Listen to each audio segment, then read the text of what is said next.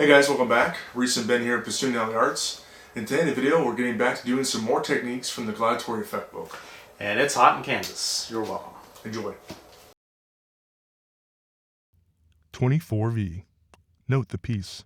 When you both thrust at each other's body from the outside of the swords, let go of the sword with your left hand. Move the sword under his right armpit and quickly grasp the point again. Lift up, and you will force him to fall, as you see painted above.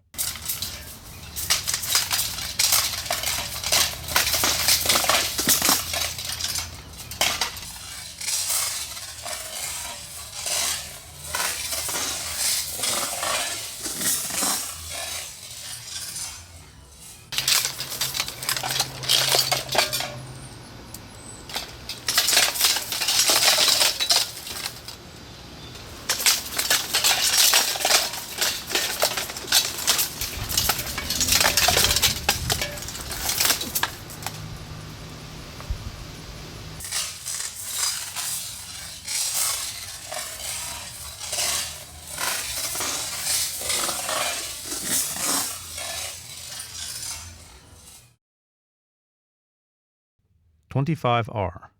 Note the break. Turn forcefully as soon as he is thrust under your armpit. Throw your sword towards the left side of his neck so his head is between the sword and your arm. Pull him down to the ground as you see painted above.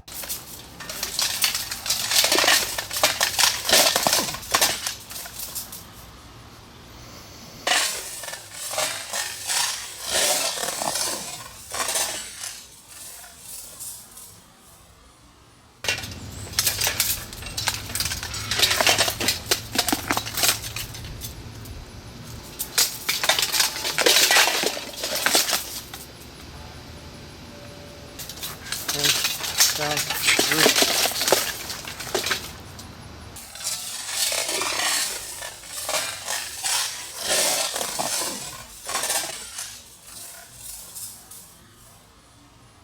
Alright guys, that concludes the video. Now Maurice and I are going to talk about the techniques that we did, give you a little bit of our insight and what we felt during the experience here. As much as we can remember from the 90-some degree heat that we were in. Yeah, it was a hot one. So the first technique was 24V. So when I did against Ben. So this is the one where you get on the outside of the swords in the bind, and then you let go your left hand, slide that in between his armpit. You re-grab the sword and you lift up and throw him to the ground. So this one's pretty straightforward, but the more we work through Gladitoria, the more we see stuff. They compartmentalize it to where it's like stuff binds on the outside, binds on the inside. So the position. So this one's really cool. You know, once you get there, once I grasp the point again, I have absolutely total leverage to just hurl him to the ground. Being that I'm controlling his shoulder, his upper arm, those are the bigger bones of the body. Those allow me to move up. And then it says in the text that you lift up, and in that position, it's just really effortless. Yeah, it was interesting, this technique. If you come to the bind and he's come aggressively at you, when you meet that bind and you displace him, you actually create an opening to this arm. And if you're quick enough, you can get that point through there. And once you get that point in, once he had that point in my arm, he could lever me over, and it was very difficult to do anything other than comply. But interestingly enough, the masters figured this out, and they knew there was a way to counter this, and they gave us that in this instance. Yeah, and then the next one was 25R. So this is a technique that Ben did against me. So there's like anything you see with the techniques, there's little openings of opportunity. So this will not work if I re-grasp the sword. We found that out. So there's a little window to where once the point goes past under his armpit, that is his chance to do the technique against me. So what's interesting with this one, what we found out, is that when I am thrusting inward, you see this in the illustration as well, that I'm actually leaning forward, and that is presenting my head. So it's presenting opportunity. Yeah. So then this technique is then where once the point goes past his armpit, he grasps a sword and goes over around my head, and then pulls me. So it just says in the text that pull him down to the ground. We were working through it.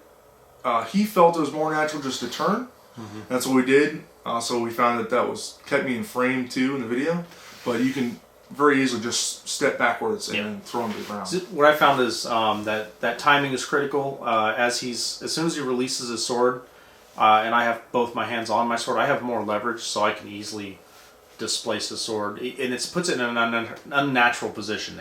I actually have to push it over, but because he is coming in, presenting his head, it lends itself to just his head popping right into where my arm goes. The downside being with his tall bassinet and with the visor pins, the way that it applies pressure to my sword, I found that I kept catching his visor pins with my sword. So you'll see several, well, you won't see, I guess, several times, unless he rolls the footage. Yeah, we roll the footage. But you'll see several, I get caught in the process. So obviously it's a techniques can fail, and it's not 100% perfect. But even getting the top of his helmet, I could lever him over. And I found that once I had control of the head, it didn't matter if I had the top of the head or the base of the neck. The base of the neck was better because I had a lot more control. But I could basically make him go wherever I wanted, left, right, straight back, turn him. Naturally, the way he came in, just a slight turn, and it would drop him really easy.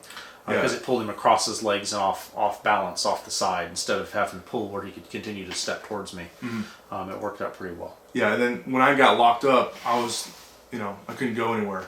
So it was a really tight lock. And then to piggyback on that point you said with getting caught up with the peak in my pins, in Gladitoria they're all wearing these like armettes. They're really round and stuff. So that's probably far easier to get around than something like my bassinet. So something to keep in mind if you're trying these out yourself, if you're not having to make it work, that's probably why. But we got to make it work and it was effective. So, but yeah guys, hope you guys enjoyed the video. We really enjoyed getting back to Gladitoria. We haven't been doing it as of late because we've been focusing on Lejeune Lash, which we absolutely will be doing some more of. We're getting to the section of the left-hander section of the treatise, but given that it's been a while since we did Gladitoria, we want to jump back in it. So, I took Lejeune as a focus point. We worked on it very hard. We focused solely on Lejeune for a while. This is because we were working on developing a class that could teach Lejeune in a systematic manner. So we've been teaching here lately, going around teaching the class. Places many people that watch this have taken the class. Thank you very much for participating.